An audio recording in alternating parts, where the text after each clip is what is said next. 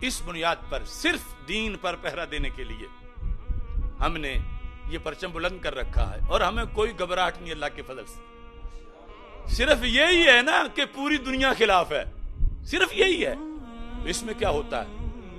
اور ہم کسی سے حمایت کی بھیک نہیں مانگ رہے، جس نے کرنی ہے اپنی قبر کے لیے کرنی ہے۔ اور میرے یہاں بڑے محترم بیٹھے ہیں، ڈاکٹر آصف علی صاحب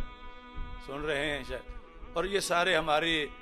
جتنے بھی کارکنان ہیں، کیونکہ وہ بات کر لیتے ہیں، میرے سے یہیں بیٹھے انہوں نے بات کی، جنہیں بار بار علماء و مشائخ بھی کہہ رہے تھے کہ تمہاری بات سنتے ہیں، ان سے یہ کہو کہ ہیں 100% سچے، مسلک یہی ہے ہمارا بھی،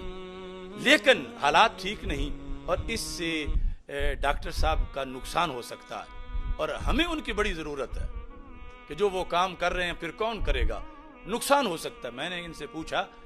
کیا نقصان ہو سکتا ہے؟ کہتے ہیں شہرت کو نقصان ہو سکتا ہے، کہ لوگوں میں آپ متنازع ہوں گے، لوگ آپ کے قریب نہیں آئیں گے، آپ کی تقریر نہیں سنیں گے، تو لوگوں میں شہرت کو نقصان پہنچے گا۔ تو میں نے کہا میرے قرآن نے تو یہ کہا ان اکرمکم عند اللہ اتقاکم، لوگ کیا کہیں گے یہ معیار نہیں، اللہ کے نزدیک کیا ہے ہم، یہ معیار ہے، کوئی نقصان نہیں۔ انہوں نے اس سے اگلا سٹیپ لیا کہ لوگ بڑے آپ کے بارے میں فکر مند ہیں، وہ کہتے ہیں جانی نقصان ہو جائے گا، جان چلی جائے گی، کیونکہ وہ مقابل ایسے ہیں ویسے ہیں، یہ ہے وہ ہے۔ تو میں نے وہاں بھی کہا اور اب بھی آپ کو کہہ رہا ہوں، اور یہ کبھی شاید میرا کہا ہوا تمہیں سننے میں بڑا لطف آئے گا، کہ اگر میرے رب کو یہ منظور ہے کہ میرا قلم، میرا علم، میری زبان، اس سے ملت کو، دین کو، اہل سنت کو فائدہ پہنچے کئی سالوں تک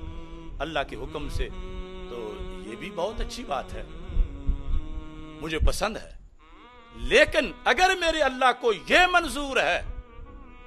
کہ میرے خون سے اس ملت کو فائدہ پہنچے، میرے خون سے حق باطل کا فرق واضح ہو جائے، میرے خون سے عقائد اہل سنت اجاگر ہو جائیں، میری شہادت سے اہل سنت اور رافضیت کا فرق واضح ہو جائے، تو میں اس پر بھی اللہ کے فیصلے پر اگر اس کے نزدیک یہ ہے تو میں 100% مطمئن بھی ہوں، تیار بھی ہوں۔